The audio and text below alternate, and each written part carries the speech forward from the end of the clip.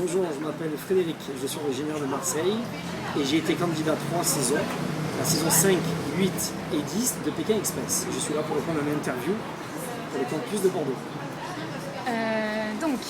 Quel âge avez-vous quand vous avez fait Pékin Express pour la première fois?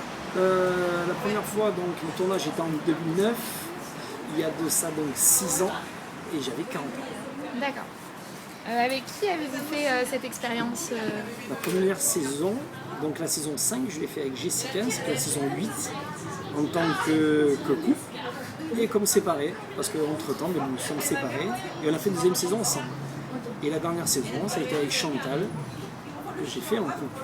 Oui, effectivement, j'aurais pu faire le bachelor, parce que j'ai présenté toujours des filles, et puis il y a des séparations, des aléas de la vie.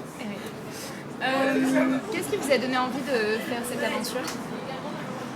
Pour moi, faire Pékin Express, c'est tellement une évidence. Moi, j'aime les voyages, j'aime l'aventure, j'aime les rencontres. Et puis, le prix. Je devrais mettre pause, c'est grave. Ouais, mes pauses. Laisse tourner. Allez, on laisse tourner. Et le privilège de participer à une émission mythique comme Pékin Express, pour moi, je pouvais répondre que positivement. D'accord. Que retirez-vous de cette expérience? Il y a tellement de choses à retenir d'une expérience comme Pékin Express. C'est tellement riche, c'est tellement invraisemblable que même moi je m'impressionne en regardant les parcours, ce qu'on nous a proposé, les pays visités. Trop de choses à retenir, trop riche en émotions. On va dire, si je devais retenir peut-être une chose, je dirais je suis le mec le plus chanceux du monde. Oh, c'est beau. Quelle est l'expérience la plus incroyable durant votre parcours de Pékin Express? Celle qui vous a le plus marqué? Celle qui m'ont le plus marqué, c'est celle qu'on déteste sur le coup, parce qu'on retient toujours les moments les plus durs, les échecs, les moments durs, les moments où on a souffert. C'est ce que nous retiendrons, donc des traversées de désert, des treks sur les glaciers, les ascensions de volcans. Donc c'est beaucoup les treks quand même. J'étais très peu autostop, bien que Pékin Express c'est une aventure qui se déroule assez souvent en voiture. Je retiendrai vraiment les balades et les treks qu'on a pu faire. Ouais. Ça c'était énorme. Quelle a été la plus grande difficulté pendant votre parcours? Bon, à chaque fois que je dis ça, je passe pour un misogyne, mais moi la plus grande difficulté, ça a été de me trimballer ma copine. Parce que c'était pas évident, elle n'est pas sportive, elle est pas débrouillarde, rien du tout. J'ai essayé quand même de la débrider. Et c'est pas évident de gérer son binôme quand on a déjà une aventure assez complexe à entamer, à prendre à bras le corps. En plus, les petits dérapages, les petits pépins avec son binôme, ça c'est compliqué. Voilà, la bonne entente dans les moments douloureux. D'accord. C'est le plus dur à gérer. Et donc l'aventure a changé votre relation avec votre binôme? Vous avez toujours des nouvelles?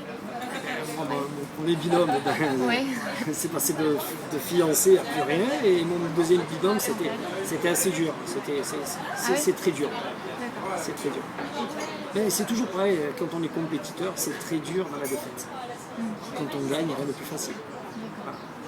Quelle a été votre place la première fois? Vous avez fini finaliste? Alors c'est très simple, j'ai participé 3 fois, et 3 fois j'ai fait demi-finaliste. Comme ça, on retiendra ma place. Il n'y a rien de plus simple, j'ai perdu et j'ai atteint toujours la même place. Voilà. Sur le podium à chaque fois, et j'ai jamais réussi à accéder et gagner le Pékin Express.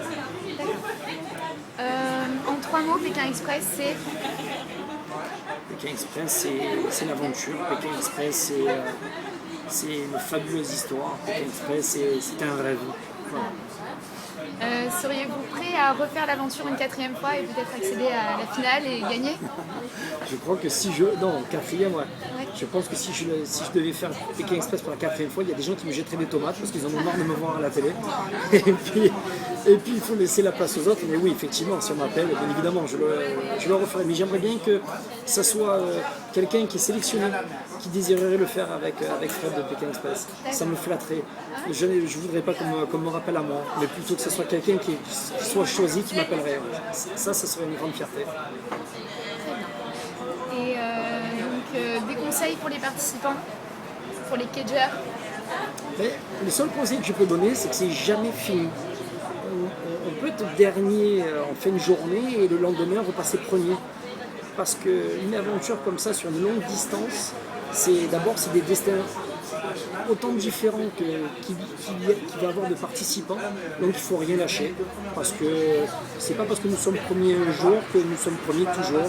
Donc les derniers, il ne faut rien lâcher. Il faut se serrer les dents. Et moi je connais des gens qui ont gagné le Pékin Express, comme la dernière saison, la saison 10, c'était Caroline et Sabena, ils n'ont jamais rien gagné. Ils ont gagné qu'une étape. Et ça a été la finale et ils ont gagné le Pékin Express. Alors que moi j'ai tout gagné et j'ai pas accédé à la finale. Ça sera pour la 4e fois. Peut-être. Très bien, bah voilà, c'est bon pour les questions.